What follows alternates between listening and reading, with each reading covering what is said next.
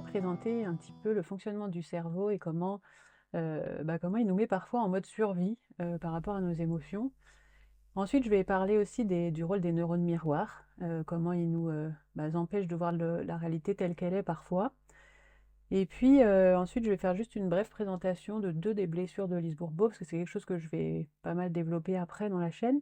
Mais c'était pour montrer un petit peu, l'ampleur du travail qu'il y a à faire et la difficulté, en fait, quand, il s'agit de relationner avec nos émotions. Donc pour expliquer, le fonctionnement du cerveau, je vais prendre une image qui est simple, hein, c'est ce qu'on utilise pour expliquer un petit peu notre cerveau et notre monde émotionnel aux enfants, et c'est le cerveau dans la main de Daniel Siegel, qui matérialise, le cerveau comme étant notre main. Donc là, on aurait le tronc cérébral, et là, il dit avec le pouce comme ça, on a le système limbique. Donc le système limbique, c'est tout ce qui est, le centre de nos émotions quelque part.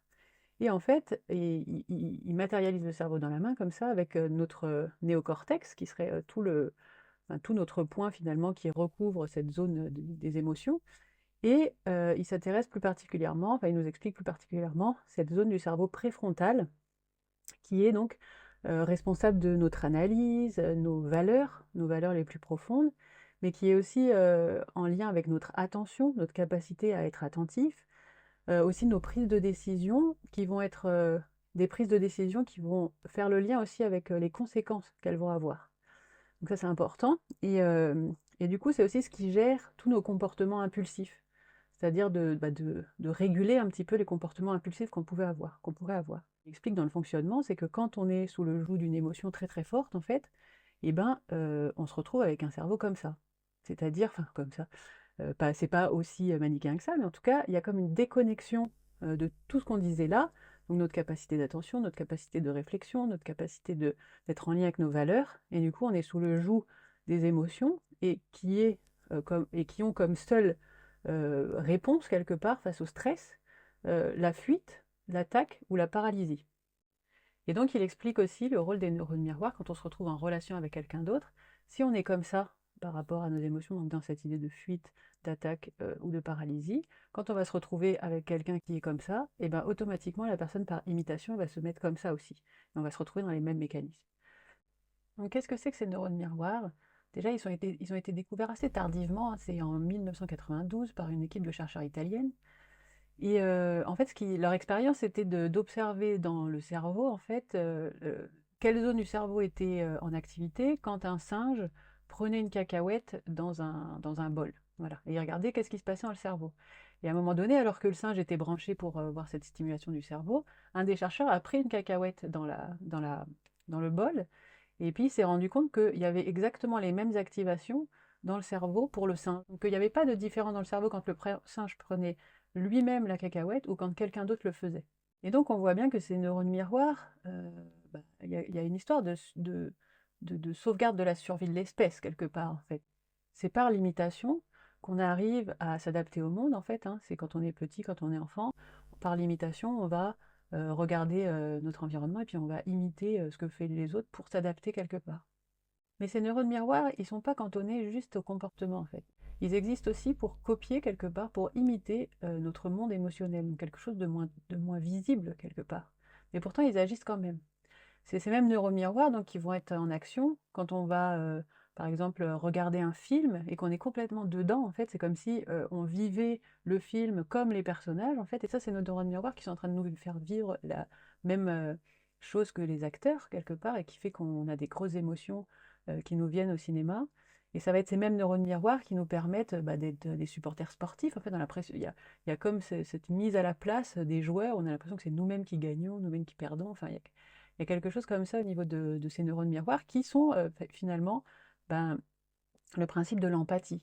C'est cette capacité qu'on a à se mettre à la place de l'autre et à ressentir ce que l'autre ressent. Et donc là, je vais essayer de développer qu'est-ce qui peut se passer en prenant en compte ces neurones miroirs quand on rentre en relation avec quelqu'un. Donc on a le premier cas de figure où la personne arrive dans la relation avec beaucoup de colère, mais elle est dans le déni. C'est-à-dire que dans son système de croyance, la colère c'est mal, ou elle pense qu'elle a vraiment réussi à gérer sa colère, hein. Vous pouvez regarder la vidéo que je mets en barre là-haut pour comprendre ce déni, hein, et pourquoi la colère parfois reste dans notre inconscient et pourtant nous fait agir. Et du coup, donc elle est dans ce déni, soit elle est dans une colère complètement assumée, et donc voilà, tout son corps comme ça transpire énergétiquement de colère, on va dire. Et puis, bah, du coup, hein, les neurones miroirs vont agir. C'est-à-dire qu'à partir du moment où moi, bah, je suis dans une colère, presque un sentiment de survie, et bah, je vais me retrouver à créer la même chose chez la personne. C'est ce qu'on a vu avec les neurones miroirs. Donc, ce qui va se passer, c'est que bah, ça va être l'escalade, hein. Il y en a un qui va attaquer, l'autre qui va riposter, hein, et puis l'autre qui va attaquer, et puis l'autre qui va riposter. Ça, c'est des choses qu'on connaît. Ou alors, justement, bah, il va y avoir une attaque, et puis là, cette attaque, bah, il va y avoir une tentative de fuite d'une personne. On est vraiment dans des trucs, c'est presque animal, hein. C'est-à-dire que bah, voilà, il y a une attaque, soit je fuis, soit j'attaque, c'est ce que j'expliquais. Ou alors, ça, c'est ce qui se passe pas mal avec les enfants. Par exemple, c'est j'attaque, je fais des reproches et compagnie, et puis là, il y a une sorte de paralysie. Il baisse les yeux et puis il dit plus rien parce qu'il y a trop d'émotions qui sortent. Un adulte, il a une puissance par rapport à un enfant qui fait que là, on est au top de la paralysie quelque part. Donc il y a un deuxième cas de figure, c'est du coup on arrive dans une relation, on rentre en relation avec quelqu'un, et puis là c'est la personne en fait qu'on voit ou qu'on croit voir dans une colère, on va voir après. Donc on perçoit comme ça qu'il y a quelque chose qui ne va pas.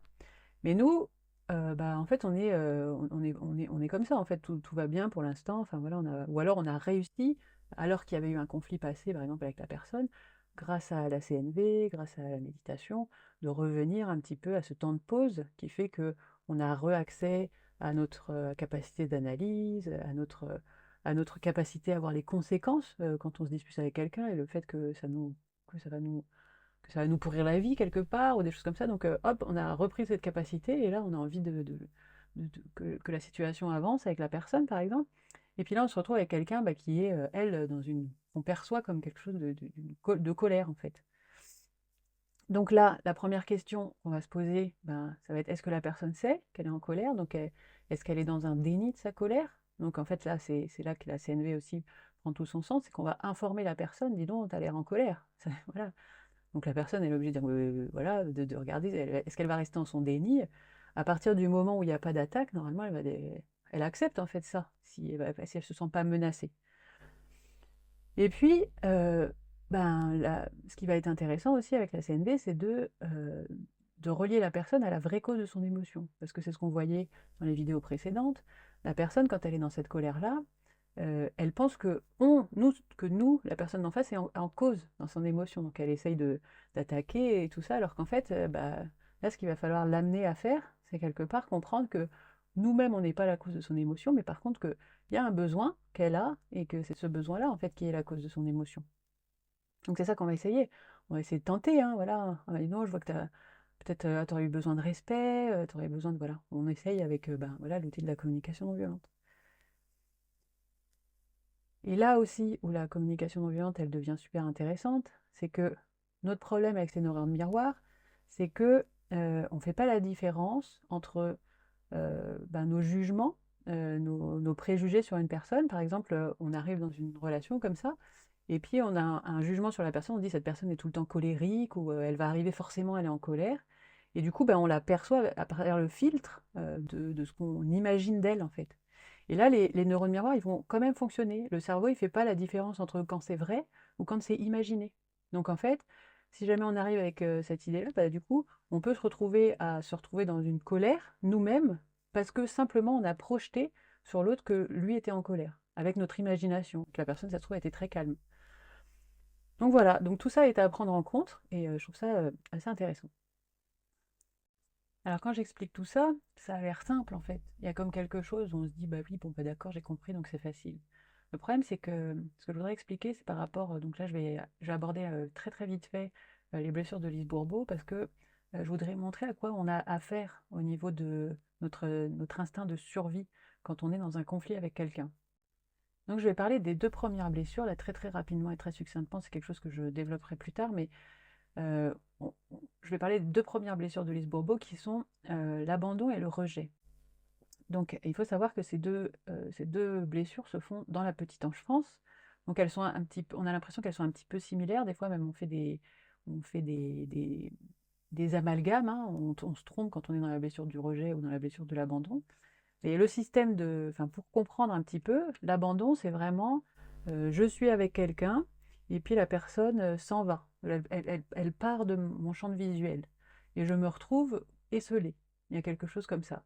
Donc c'est juste la personne part de mon champ de visuel et je me trouve esseulée. Donc on imagine quand on est petit, parce qu'en fait cette blessure-là, elle se réveille à vraiment petite enfance. On est petit, on est un petit bébé, on est un petit bébé, et puis notre papa ou notre maman s'en va. Et là, on a comme cette conscience qui sont complètement responsables de notre survie. On a, si jamais notre papa ou notre maman nous abandonne alors qu'on est petit ou un bébé, on va juste mourir en fait pour de vrai. Donc là, on a ce souvenir que si quelqu'un part, attention, warning, je vais mourir. On est vraiment dans ces considérations-là. Après, dans le même rapport, on est avec nos parents, et puis on est un tout petit peu plus grand là, mais on se retrouve à avoir des comportements ou des choses qui agacent un petit peu, puis là on va avoir de notre parent un mouvement de rejet, c'est-à-dire qu'il va pousser, mais va-t'en, il y a quelque part ce truc-là.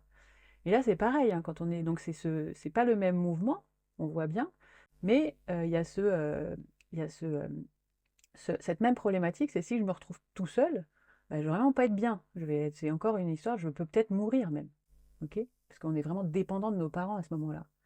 Et donc il y a deux comportements qui sont pas les mêmes, qui vont arriver entre le rejet et l'abandon. L'abandon, c'est juste, je vois que quelqu'un s'en va et tout ça, du coup il va falloir que je fasse du bruit, que je fasse tout pour attirer l'attention pour que la personne revienne. Donc en fait, donc on va pleurer, on va machin, puis hop, ça va marcher, ah c'est bien. Donc on a appris, ok, quand j'ai cette peur-là, que la personne parte, il faut que je pleure, que je me montre, que surtout que les yeux reviennent sur moi, et du coup je suis rassurée. Et par contre, dans la blessure de rejet, c'est j'ai vu que j'avais un comportement qui allait pas et que je me suis fait rejeter, et du coup je vais suradapter mon comportement sans arrêt à la société et à tous les autres et compagnie pour ne pas sentir ce sentiment de rejet. Donc on voit que c'est deux blessures qui vont développer dans la vie des comportements complètement différents. Et donc, la plupart du temps, quand on est dans des conflits avec les personnes, ça va réveiller ces deux blessures-là, en général. Et après, on verra les autres blessures qui se mettent par-dessus. C'est deux blessures de base. Mais en tout cas, ce que ça réveille chez nous, c'est vraiment des pulsions de survie qui sont liées à la mort. Voilà, donc en fait, on va se retrouver à vraiment vivre des choses de manière très très forte. Et du coup, il ne faut pas sous-estimer ces petites blessures et ces petits conflits qu'on a avec les personnes parce que ça nous fait vivre ça. Donc voilà, je vais m'arrêter là pour aujourd'hui. Euh, et voilà. Et je sais pas encore ce que je ferai dans la prochaine vidéo. J'espère que celle-là